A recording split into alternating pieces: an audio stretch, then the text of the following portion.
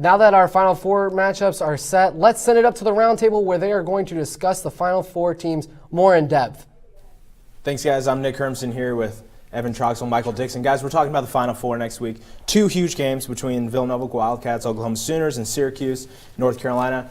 Evan, what do you think about the Wildcats and the Sooners? Yeah, I mean, the Villanova Wildcats, 33 wins and 5 losses on the season. I mean, one of their best point producers, Josh Hart, 15.3 points per game, and Daniel Ochefu, 17.6 points per game. I mean, as long as Villanova just keeps rolling with those two guys, they have a good chance to win.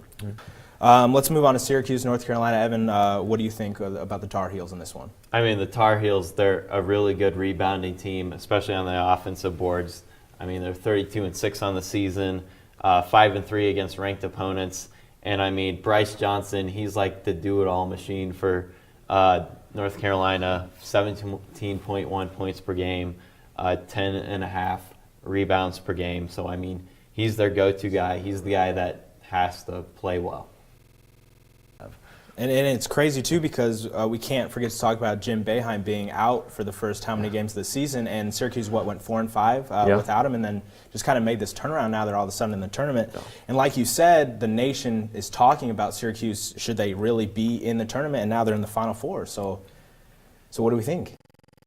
Yeah, I agree. It is a little bit hard to justify, but, I mean, Syracuse does belong in this tournament. I mean, if they would have won 5 of their last 6 games, the last 5 games they lost in the regular season, this team would be 28-8 right now. And I mean, against ranked opponents this season, they're 4-5. So I mean, they're playing North Carolina. They've played them twice already this season. Yeah. Maybe third time's a charm, and they get to the national championship game. Well, it's definitely going to be an interesting week of Final Four games, to say the least, especially with Nova being in it and Syracuse being in it as well at this point, when the nation really doesn't even know if they should be there at that point. Thanks a lot, guys. Once again, Nick Hermson here with Evan Troxel, Michael Dixon. We'll go and talk about UConn women's basketball here. Ever since a loss to Notre Dame in 2013, they have been 119-1 and won all of those 119 games in double digits. Now, what the nation is talking about, what I want to know your guys' opinion on, is this unfair to the rest of the women's NCAA Division I basketball teams? I mean, you just never know what can happen in some of these games. Teams sometimes just don't show up. I mean, what I think other teams need to do is recruit better. I mean, is what you want for your university, to be a really great women's basketball team? I mean, that's what universities have to really think about. And I mean, Gino Ariema really hit it on the head the other day when he talked about Tiger Woods. And, you know, you can sort of relate that to, like, the New York Yankees of baseball. I mean, they were really dominant, made 5 out of 6 World Series between 1996 and 2001. And then Moneyball with the Oakland A's came along shortly after that in, like, 2002. So, I mean, this makes the things better.